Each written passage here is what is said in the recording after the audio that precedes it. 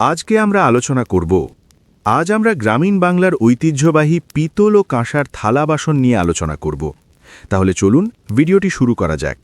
পিতল ও কাঁসার থালা বাসন জানেন কি, একসময় বাঙালির আভিজাত্য কেবল তার জমিদারি বা সোনার অলঙ্কারে মাপা হতো না, মাপা হতো তার ঘরের আলমারিতে সাজানো কাঁসার থালার ওজন আর পিতলের কলসির উজ্জ্বলতায়। আজ আমরা যে প্লাস্টিক বা স্টিলের থালায় খাবার খাই, তার কয়েক প্রজন্ম আগে আমাদের পূর্বপুরুষরা কেন এক কেজি ওজনের একটি কাঁসার থালায় অন্ন গ্রহণ করতেন? এটিকে কেবল বিলাসিতা ছিল, নাকি এর পেছনে লুকিয়ে আছে এক বিস্ময়কর আদিম রসায়ন আর হাজার বছরের প্রাচীন চিকিৎসা বিজ্ঞান? যখন কোনো বাড়ির বারান্দায় কাঁসার থালা পড়ে গিয়ে ঝনঝন শব্দে চারপাশ মুখরিত করে তুলত, তখন সেই শব্দই বলে দিত সেই পরিবারের শ্রীবৃদ্ধির কথা। আসুন আজ বাঙালির সেই হারিয়ে যাওয়া ধাতব সভ্যতার গভীরে ডুব দিই, যেখানে হাতুড়ির প্রতিটি ঘায়ে লেখা হয়েছিল এক উজ্জ্বল ইতিহাসের গল্প। বাঙালির হেসেল বা রান্নাঘরের ইতিহাস বিশ্লেষণ করলে দেখা যায়, পিতল আর কাঁসা এই দুটি ধাতু কেবল ব্যবহার্য বস্তু ছিল না, বরং ছিল সংস্কৃতির অবিচ্ছেদ্য অংশ। পিতল হল তামা ও দস্তার সংকর, আর কাঁসা হল তামা ও টিনের এক বিশেষ মিশ্রণ। প্রাচীন বাংলায় যখন লোহা বা অন্য কোনো ধাতুর ব্যবহার গৃহস্থালিতে তেমন জনপ্রিয় হয়নি, তখন এই পিতল ও কাঁসাই হয়ে উঠেছিল বাঙালির নিত্যসঙ্গী। বিশেষ করে কাঁসা বা বেল মেটাল ছিল বাঙালির কাছে পবিত্রতার প্রতীক। পূজা পার্বণ থেকে শুরু করে অতিথি সেবা সবখানেই ছিল এর জয় জয়কার। চৈত্রের দুপুরে পুকুর ঘাটে গ্রামের বধূরা যখন ছাই আর তেঁতুল দিয়ে ঘষে ঘষে পিতলের কলসিগুলোকে সোনার মতো উজ্জ্বল করে তুলতেন, তখন সেই উজ্জ্বলতা পুরো গ্রামকে আলোকিত করত। এই ধাতুগুলোর সাথে বাঙালির যে সম্পর্ক, তা কেবল বাহ্যিক নয়, বরং আত্মিক। ঐতিহাসিকভাবে দেখা যায়, বাংলার মুর্শিদাবাদ জেলার খাগড়া, জামালপুরের ইসলামপুর কিংবা ঢাকার ধামরাই ছিল এই শিল্পের প্রাণকেন্দ্র। হাতুড়ির ঠাং ঠাং শব্দে মুখরিত সেই পাড়াগুলোকে বলা হতো কাঁসারি পাড়া। প্রজন্মের পর প্রজন্ম ধরে কারিগররা আগুনের চুল্লিতে তামা গলিয়ে সেই গলিত ধাতু ছাঁচে ঢেলে তৈরি করে আসছেন থালা, বাটি, ঘটি আর বিশাল সব কলস। কাঁসার থালায় খাওয়ার পেছনে যে বিস্ময়কর তথ্যটি সবচেয়ে বেশি কাজ করত, তা হল এর স্বাস্থ্যগুণ।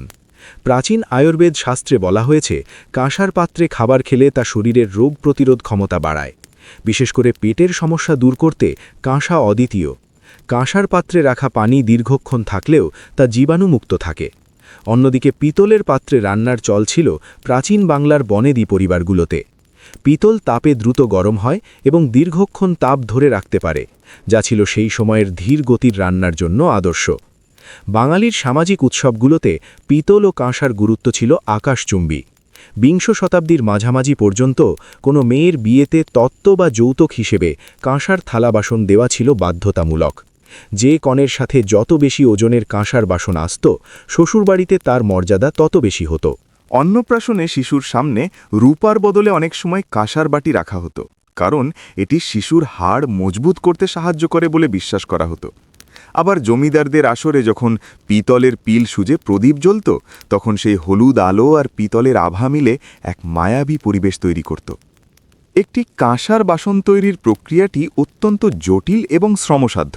প্রথমে নির্দিষ্ট অনুপাতে তামা ও টিন মিশিয়ে চুল্লিতে গলানো হয়। এরপর সেই গলিত ধাতুকে চাকটা পাত আকারে গড়ে নেওয়া হয়। এরপর শুরু হয় আসল কাজ, হাতুড়ি দিয়ে পেটানো। অভিজ্ঞ কারিগরের হাতুড়ির ঘায়ে সেই পাত ধীরে ধীরে থালা বা বাটি বাকার নেয়। এই হাতুড়ির ঘা দেওয়ার মধ্যেও এক ধরনের ছন্দ আছে। কোথাও একটু বেশি জোর পড়লে বাটির টেরা হয়ে যেতে পারে। শেষে রেত দিয়ে ঘষে এবং শান দিয়ে উজ্জ্বল করা হয়। এই কষ্টের কারণে কাঁসা ও পিতলের দাম সবসময়ই সাধারণ মানুষের নাগালের কিছুটা বাইরে ছিল। কালের বিবর্তনে আজ পিতল ও কাঁসার জায়গা দখল করেছে স্টেনলেস স্টিল, মেলামাইন আর প্লাস্টিক। আধুনিক মানুষের কাছে ওজনের চেয়ে সুবিধা বড় হয়ে দাঁড়িয়েছে। ওজনে ভারী এই বাসনগুলো মাজা ঘষা করা বর্তমানের ব্যস্ত জীবনে কঠিন হয়ে পড়েছে। ফলে এক সময়ের দাপুটে এই শিল্প আজ মৃতপ্রায়। অনেক বাড়িতেই এখন পিতলের কলসি সাজিয়ে রাখা হয় শো পিস হিসেবে, আর কাঁসার থালাগুলো হয়তো কোনো পুরনো ট্রাঙ্কের নিচে জং ধরা স্মৃতি হয়ে পড়ে আছে। কিন্তু যখনই কোনো পুরনো বাড়িতে সেই কাঁসার থালায় অন্ন পরিবেশন করা হয়, তখনই বোঝা যায় নতুন যুগের স্টিল বা প্লাস্টিক কেন কখনো সেই আভিজাত্যের ধারে কাছেও পৌঁছাতে পারবে না। পিতল ও কাঁসার বাসন কেবল বাঙালির স্মৃতি নয়, এটি ছিল একটি পরিবেশ বান্ধব সভ্যতা, এই ধাতুগুলো নষ্ট হয় না, বারবার গলিয়ে নতুন রূপ দেওয়া যায়। আজ আমরা যখন স্থায়িত্ব আর স্বাস্থ্য নিয়ে কথা বলি, তখন আমাদের সেই পুরনো দিনের মা ঠাকুমাদের হেসেলই হতে পারে সবচেয়ে বড় অনুপ্রেরণা। কারণ সেই পিতলের কলসি আর কাঁসার থালায় কেবল খাবার ছিল না, ছিল স্নেহ, মমতা আর এক শক্তিশালী ঐতিহ্যের ছোঁয়া। পরিশেষে বলা যায়, পিতল ও কাঁসার বাসন বাঙালির ইতিহাসের এক উজ্জ্বল দলিল। এটি আমাদের শিখিয়ে যায় যে জীবনের প্রতিটি পদক্ষেপে, খাওয়া থেকে শুরু করে উৎসব পর্যন্ত, আমরা প্রকৃতির সাথে কতটা গভীরভাবে মিশেছিলাম। আজ হয়তো সেই ঠাং ঠাং শব্দ কমে গেছে, কারিগররা পেশা বদলাচ্ছেন, কিন্তু বাঙালির ডিএনএতে আজও সেই কাঁসার ঘণ্টির প্রতিধ্বনি রয়ে গেছে।